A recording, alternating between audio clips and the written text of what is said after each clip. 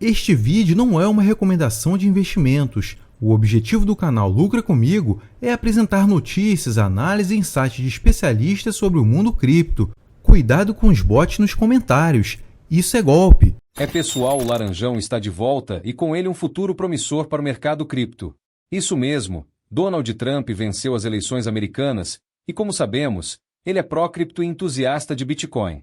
Eu acredito que há um potencial de alta absurdo para o BTC, especialmente considerando as políticas econômicas atuais e futuras dos Estados Unidos.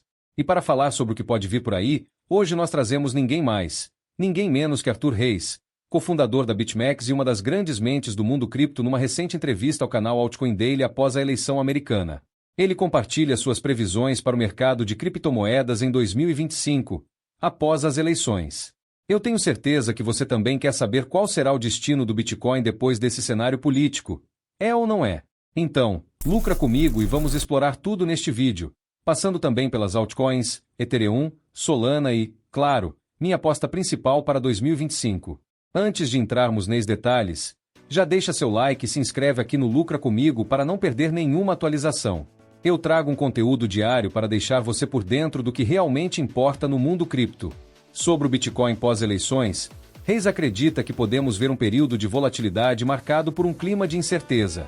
Ele explica que uma questão-chave será como o lado que perdeu irá reagir aos resultados. Será que Harris vai ceder sem resistência? E mesmo que aceite, como seus seguidores vão reagir?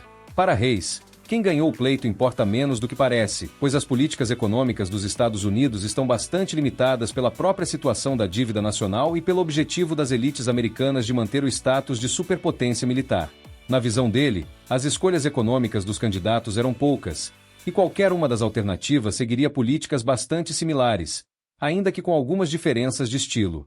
Em outras palavras, no fim das contas, não importa tanto qual candidato ganhou, porque os rumos econômicos dos Estados Unidos serão praticamente os mesmos. Quanto à ideia de tentar negociar ou especular com base nos resultados das eleições, Reis deixa claro que isso é uma verdadeira armadilha.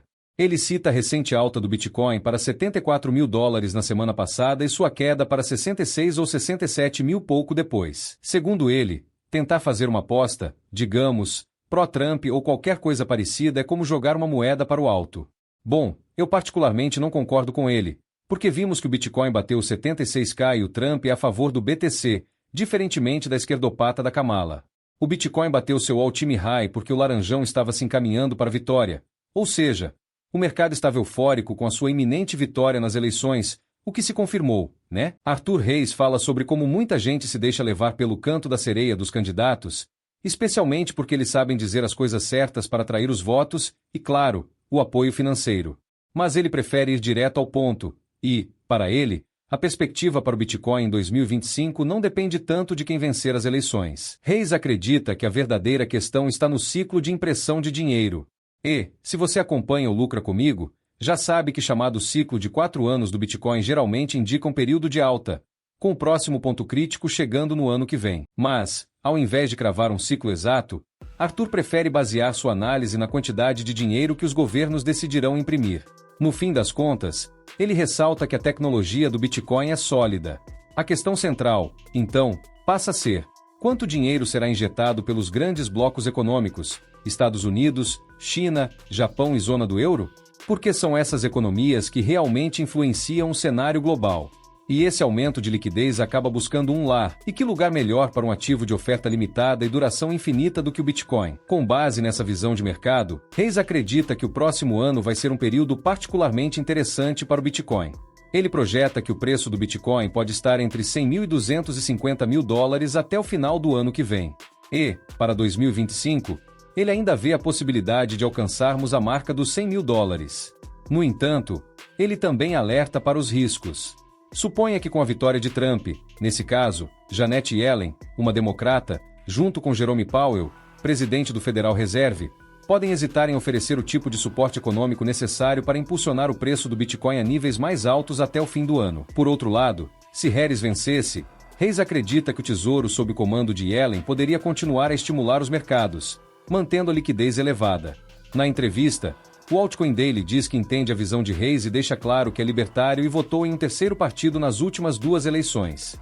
Mas diz que o que Reis mencionou parece mostrar que o que seria melhor, entre aspas, para o Bitcoin era ter um governo que continuasse imprimindo dinheiro para lidar com a situação atual, uma vez que isso facilitaria a expansão da liquidez. Arthur responde que, no curto prazo, as medidas que o Tesouro e o Fed estão tomando vão, sem dúvida, seguir adiante, já que as questões no mercado financeiro exigem cada vez mais liquidez. Ele menciona problemas críticos, como as operações de recompra e os reverse repos overnight, além dos desafios com a oferta de títulos e letras do Tesouro.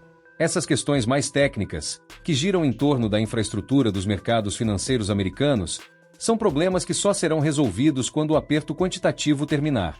Isso poderia até mesmo resultar em uma flexibilização quantitativa e mudanças em alguns regulamentos bancários sobre a contabilização de títulos do Tesouro. Segundo ele, essa tendência de impressão de dinheiro deve se manter, independentemente de quem esteja no poder.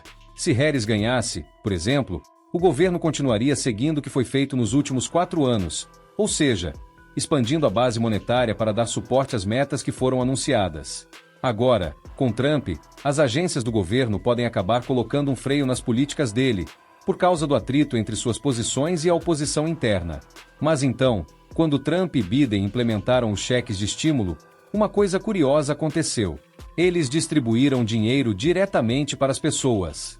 E o que aconteceu depois foi que as pessoas, especialmente aquelas com menos recursos, usaram esse dinheiro imediatamente, colocando tudo de volta na economia. E, ao mesmo tempo, o governo lançou um pacote para estimular a economia local. Foi aí que vimos iniciativas como créditos fiscais e subsídios para empresas que optaram por produzir localmente, priorizando energia verde e setores estratégicos. Em resposta, as empresas organizaram suas operações para atender a essas novas demandas. Muitos recorreram a bancos regionais, os menores, mas essenciais, para conseguir financiamento e expandir suas produções, aproveitando esse impulso de capital. E se você observar os empréstimos emitidos por esses bancos menores nos Estados Unidos de 2020 a 2022, há um crescimento expressivo, mesmo com o Fed elevando as taxas. Por quê? Porque havia uma demanda real e as empresas precisavam investir em produção. Esse aumento no PIB nominal aqueceu o mercado, e sim, a inflação subiu, mas o governo conseguiu se desalavancar.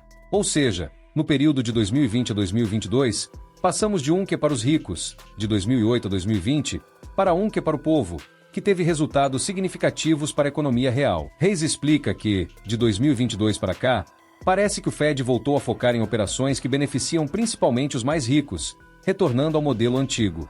Mas o governo enfrenta obstáculos pesados. A indústria foi terceirizada para a China, e hoje, os Estados Unidos e a OTAN, mesmo com um PIB muito maior, enfrentam dificuldades em vencer a guerra por procuração na Ucrânia. Quando você olha o histórico do Bitcoin, ele já foi de algo em torno de $3.000 para 69 mil em seu pico anterior, e é por isso que ele vê um potencial de valorização insano para o Bitcoin, considerando a direção que os Estados Unidos estão tomando com essa política monetária agressiva. E, claro, isso não acontece isoladamente. A Europa Ocidental também terá que seguir o mesmo caminho para fortalecer sua segurança econômica e militar, e, do outro lado, a China e a Rússia certamente não vão apenas assistir a tudo de braços cruzados. Todos os grandes blocos estão tomando ações similares. Ninguém está falando sobre austeridade ou tentando equilibrar o orçamento seriamente. Quer um exemplo? Basta olhar para a Argentina. Embora tenham tentado equilibrar as contas, o resultado foi uma queda drástica na produção industrial, quase 20%. Isso seria um desastre para qualquer economia de base fracionária como a dos Estados Unidos ou da China. E é exatamente esse cenário que torna tão possível e até provável que o Bitcoin atinja valores entre 100 mil e 250 mil neste ciclo. E quem sabe mais? Se considerarmos a impressão de dinheiro e o que como inevitáveis, a possibilidade de o Bitcoin alcançar 1 milhão não parece tão absurda. É um cenário bem provável, embora não seja isento de riscos. Claro, existe uma chance de que a população possa decidir que quer mudar essa direção, buscando medidas de austeridade, reduzindo o consumo excessivo e buscando uma economia mais estável e baseada em valores reais, sem dinheiro impresso. Mas, sinceramente, acho pouco provável que isso aconteça. Reis diz que não tem um preço-alvo específico para o Ethereum, ao contrário do Bitcoin, onde está focado em calcular projeções mais sólidas. Com o Ethereum, ele acredita que o ETH terá um desempenho melhor que a Solana. Ambos, na verdade, devem ir bem, considerando o fluxo de liquidez que estará cortando o sistema. Mas, se for para jogar no jogo relativo, O Ethereum, na visão dele, parece ter uma vantagem. No entanto, ele ressalta que isso não tira sua prioridade do Bitcoin. Como um bitcoinheiro em primeiro lugar, ele disse que sempre esteve no time da descentralização. E, aliás, para quem ainda não acompanha, segue ele lá no Twitter, pois Reis comenta sobre várias altcoins interessantes de vez em quando, como Pendle, Sui, Doge e até Ethervista. Agora, falando de estratégias, sabe quais são suas principais apostas para 2025? Ele está apostando de verdade na Athena. Pois é, essa cripto está no topo da lista dele. Vamos falar de taxas. Caso os juros pagos aos poupadores sejam reprimidos para financiar a quantidade massiva de crédito que será emitida para cobrir as lacunas nos blocos econômicos, a situação muda.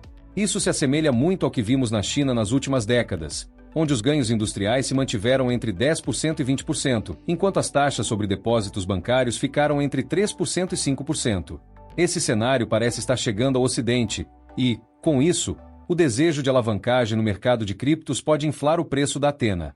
Chegamos ao final de mais uma análise poderosa, então agora é com você. Como vai aplicar tudo o que viu hoje? Já pensou no potencial de cada um desses movimentos de mercado para transformar sua forma de investir? Talvez o Bitcoin a caminho de $1 milhão ou a estratégia de pegar a próxima altcoin promissora para 2025 seja exatamente o que falta para sua carteira. O mercado de cripto está em um ponto decisivo e, com as políticas de impressão de dinheiro e a corrida da reindustrialização global, as oportunidades são reais e explosivas. Está pronto para aproveitar esse ciclo de alta? Ou vai continuar assistindo de fora enquanto outros aproveitam? Compartilhe suas opiniões aqui nos comentários. Como você planeja montar seu portfólio para os próximos anos? E, claro, se este vídeo foi útil, então, lucra comigo, acumule satoshis, não deixe de curtir, compartilhar e se inscrever no canal para obter mais análises e insights de especialistas sobre o mundo cripto. Até mais!